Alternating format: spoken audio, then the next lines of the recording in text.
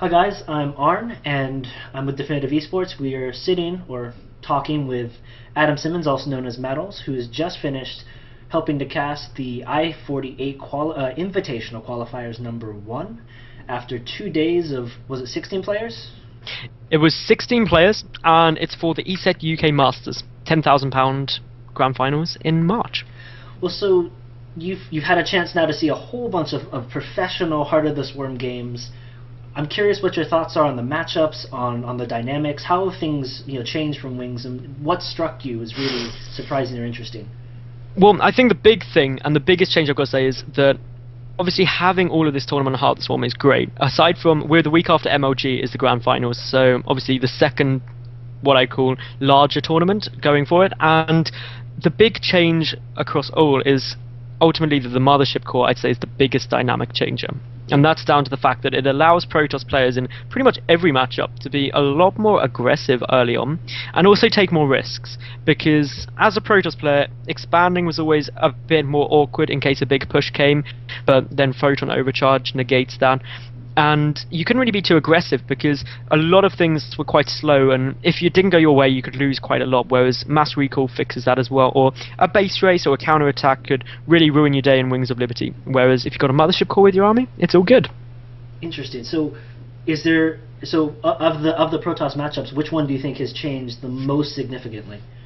I would definitely say it's going to be PvT is the biggest change, and that's just due to the situation which we've seen time and time again, where a Protoss player would move out for a big push just as a large counterattack comes in from the Terran, and it gets into an almost base racy situation, and the Protoss player just has to kill the Terran first because they can't get back, they can't really do anything about it. Whereas now with the Mothership core, Mass Recall gives a real big difference to that and allows you to recall back, deal with the force, deal some good damage as well. It also opens up the early game aggression as well very nicely by giving vision of the high ground, and also with Time Warp as well. I've seen that used in some interesting ways over the last 2 evenings to prevent units from running away too easily, preventing the disengagement, and that's not just against Terran but all the matchups.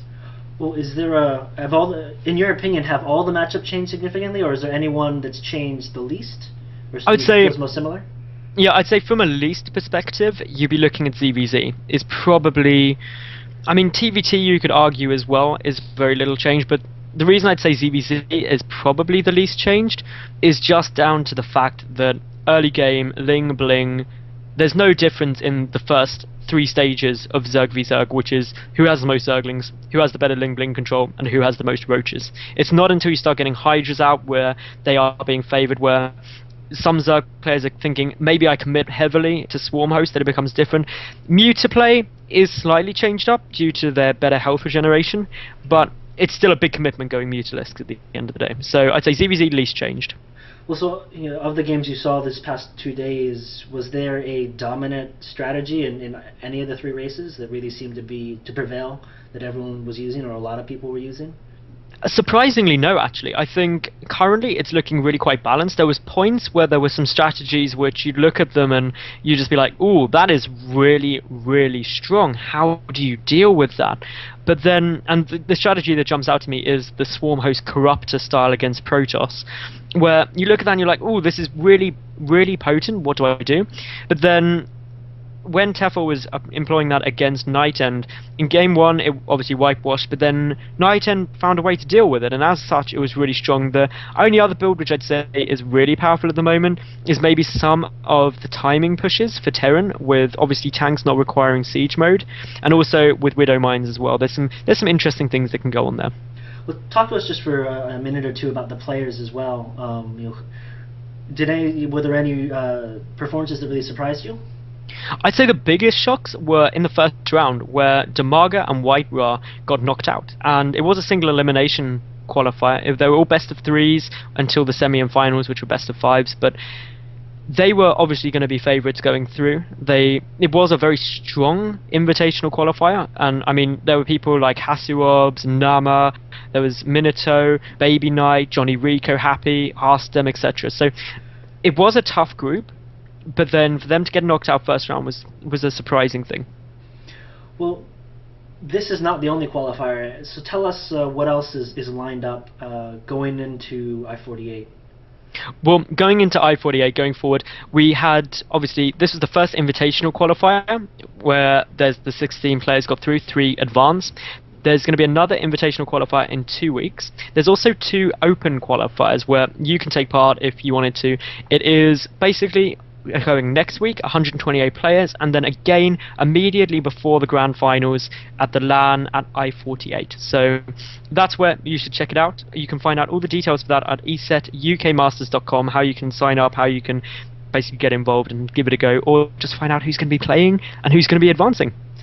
Well, I don't think I'm anywhere close to the level where I would get very far. So I think instead I might just we'll revisit you and definitely check in again. But before we scoot out, do you have any shout-outs, any announcements you'd like to make?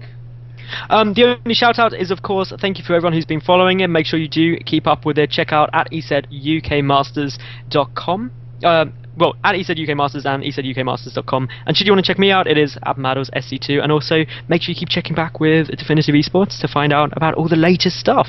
Because you guys do awesome. Yes, you do awesome too. Thank you, Adam. Back rubbing.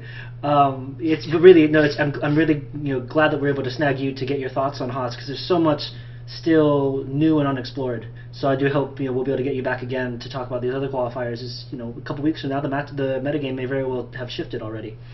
I would love to be back. Thank you very much for having me on. Perfect. Thank you, Adam.